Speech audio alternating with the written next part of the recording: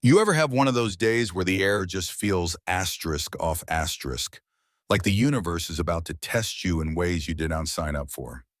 That was me right off a 14-hour flight from West Africa, stepping back into the thick, sticky heat of Georgia.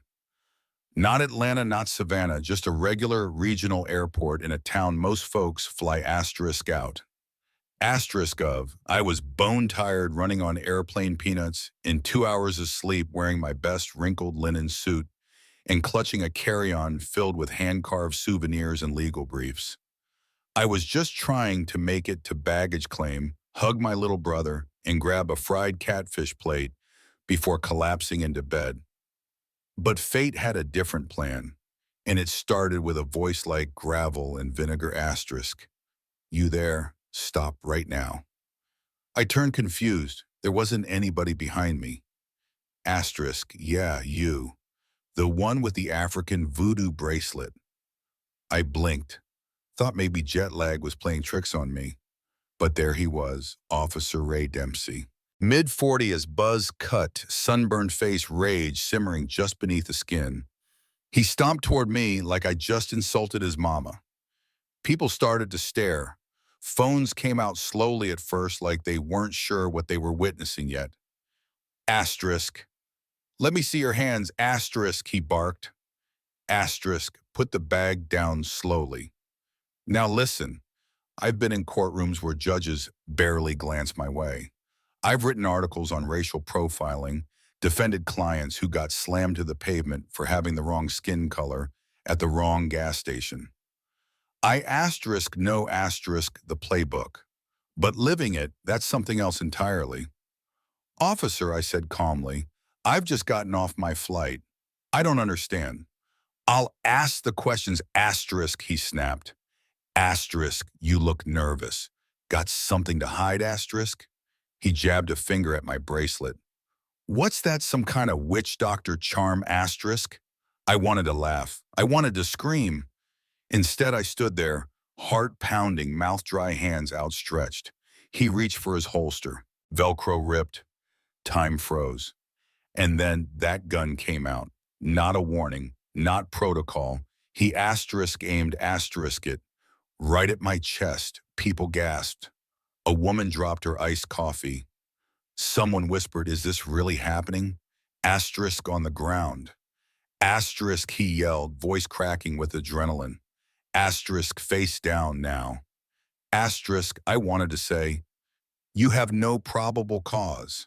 I wanted to yell, do you know who I am? But all I could think was I might die right here in front of a Hudson News and a Chick-fil-A because this man decided my skin was a threat. So I lowered myself down, tile floor hard and sticky against my cheek. I felt my beaded bracelet dig into my wrist as he zip-tied my hands behind my back. He rummaged through my carry-on like a kid on Christmas morning, clothes books, carved elephant for my nephew, even my legal documents. He held them up like they were evidence of a crime. What's this cartel paperwork? Some coded message asterisk. It was absurd, but nobody said a word. They just filmed phones, out faces blank. Some looked scared. Some looked entertained. Nobody helped. And just when I thought the humiliation couldn't get worse, I heard it. Asterisk. Get your hands off her. That voice wasn't loud. It didn't need to be. It cut through the noise like a scalpel. I turned my head as much as I could and saw him. My brother asterisk, Mayor Elijah Carter asterisk, not in a suit, just slacks and a polo. But he had that look, the kind that stops entire rooms. Officer Dempsey blinked. Sir, this is an active situation. She fit a profile. She was acting suspicious. My asterisk sister asterisk, Elijah said, has more legal experience than your entire department combined. You just pointed a loaded weapon at her. You better pray I stop at suspension. Dempsey turned pale, dropped his hands, looked like someone yanked the plug out of his soul. My brother knelt beside me, used a small knife on his keychain to slice the zip ties. His hands were gentle, but his jaw steel. You good, Nye? I'm fine, I said, voice shaking, just getting the official Georgia welcome. He stood turned to the officer. Name and badge number. Now, Dempsey mumbled. Officer Ray Dempsey, badge 421. You're done, Elijah said. Turn in your weapon, turn in your badge. And don't think for a second this'll stay quiet. The chief of police came running, too late, too sweaty, too scared. My office will handle this, Elijah told him, because clearly your people can't. That should have been the end of it. But it wasn't. In the days that followed, I saw the police report routine stop. Non-compliant subject. Officer feared for his safety. Same old garbage. But my brother, he pushed. He demanded Dempsey's file be unsealed. And what we found, 7 prior complaints. Excessive force. Racial profiling. One against a 72-year-old grandmother. One against a teenager walking home from school. All dismissed until now. We held hearings. We played video after video, mine and others.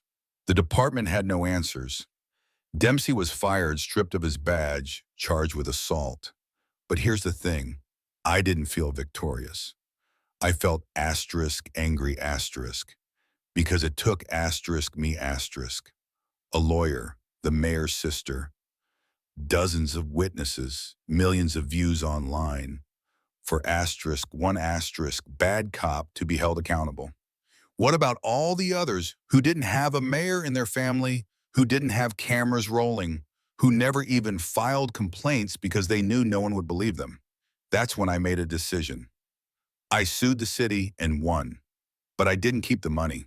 I used every dollar to start the Carter Foundation for Police Accountability, We provide legal support for victims of misconduct. We fight for systemic change.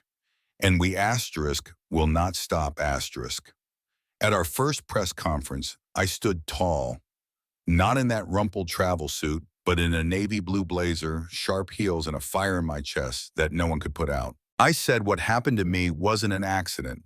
It was the result of a system designed to protect the powerful and punish the different. Officer Dempsey wasn't a bad apple. He was a predictable product of a poison tree. I wasn't speaking just for me. I was speaking for every person who's ever been handcuffed for walking while every teen pushed against a squad car. Every mother who's had to explain why the rules are different for us. This fight, it's not over. It's just beginning. Now I want to ask you, what would have done if you saw me on that airport floor? Would you have filmed? Would you have stepped in? Have you ever been in a situation where you knew something was wrong, but felt powerless? Tell me in the comments. Because silence doesn't protect anyone. But speaking out, that's how we change the world.